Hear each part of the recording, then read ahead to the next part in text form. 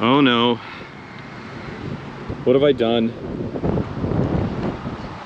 Yeah, Suzuki Vitara is what I've done. I kind of just did one of these videos, but with a Ford Focus SVT of a project I bought when I shouldn't have.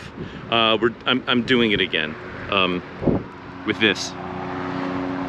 Yeah, boy, 2000 Suzuki Vitara. This is, as you can see, 2 doors, soft top. It's 2-wheel drive.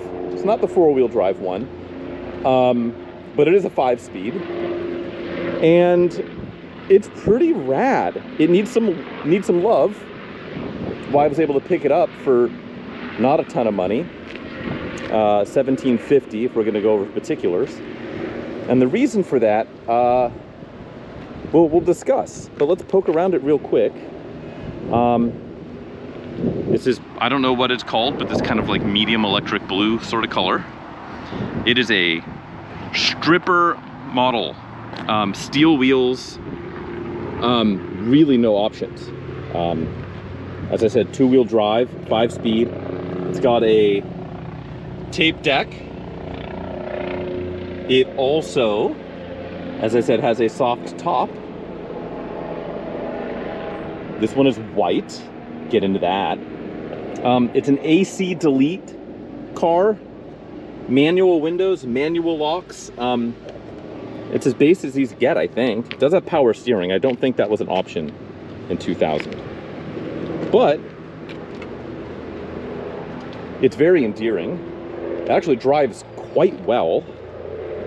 It seems mechanically pretty tight with a couple of exceptions. The main of which is going to be my main troubleshooting effort. It doesn't pass smog, and the reason it doesn't pass smog is it refuses to set the catalytic converter, he tried to say, readiness monitor. Even though this thing has, I'll show you, 113,000 miles, which is not a lot. Now I just locked the column. Try and do this with one hand. Hold that thought. 113, almost 114,000 miles. Here in California, you cannot get a title for a car. You can't get tags for a car if it doesn't pass smog. There's some exceptions, but just generally speaking, you got to have a car. If you're going to be putting the thing on the road, it's got to pass smog. This is a 2000 model, not a 99. This body style came out in 99. And look, we'll just do this in real time. Let's see, I just drove this car. Maybe Hail Mary chance it managed to set the cat monitor with me doing nothing. Doubtful. Boy, it'd be nice if I knew where the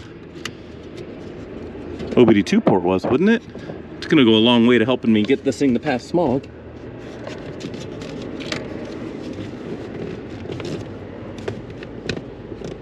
Where, oh where? Help me, GoPro. Anyways, whatever. Not important. I mean, it is, but we'll deal with that later. So it doesn't set the cat monitor. Doesn't throw any codes, doesn't throw any faults. The history is, car was parked for 5 years because of a bad alternator. Wasn't driven a lot to begin with. Alternator went out. They parked it, extra car. And then after that 5 years, they never dealt with it and they donated it. My car donation friends replaced a pair of oxygen sensors, replaced the alternator, and put, I don't know, several hundred miles on it to get the cat monitor set, and it just refused. They did all the tricks, and then they kind of gave up. You know, car gets donated, after a certain amount of time, they got to get rid of it. And because I can't say no to things that are weird and quirky and unusual, I came in with on a horse, metaphorical horse. I don't own a horse. I came in on a horse and scooped it up. So we'll see. I have a theory. I'll show you one thing I have noticed. For one, that right there is about as hot as it gets. which is just a shade under operating temp. And then pop the hood. Ghetto bird is out. They're coming for us. At least I thought I popped the hood. I'm not sure what the sheriff is up to today. Maybe I'm gonna have to add the hood release latch to the list of things. There we go.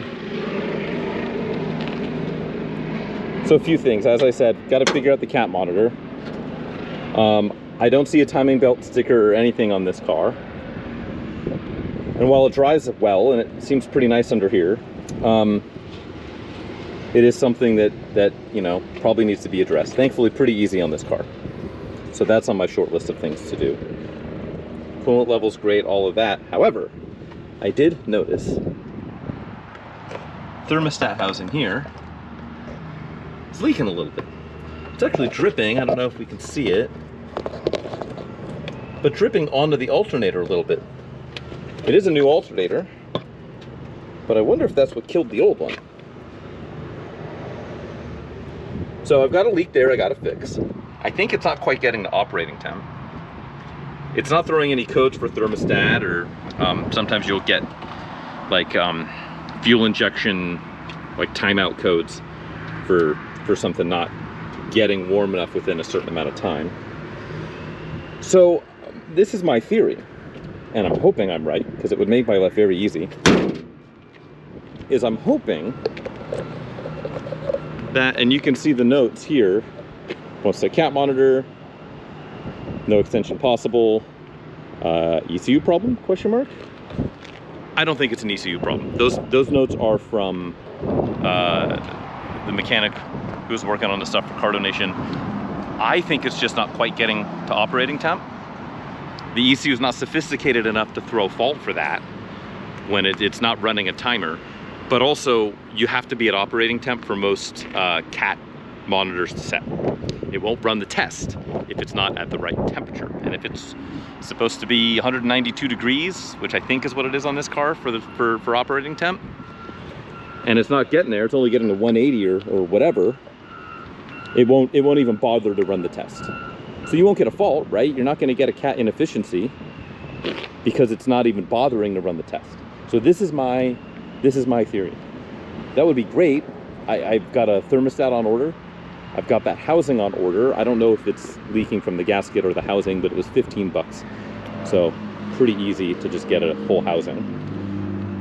And really easy repair, if that's what it is. It does need some other things. These tires are from 2014. It does need a top. The whole rear window, which is down there, is a mess. The zipper's all tore out of the main part of the top, and these side pieces that zip out, all the Velcro's blown off of them, which is fairly common on these when they age.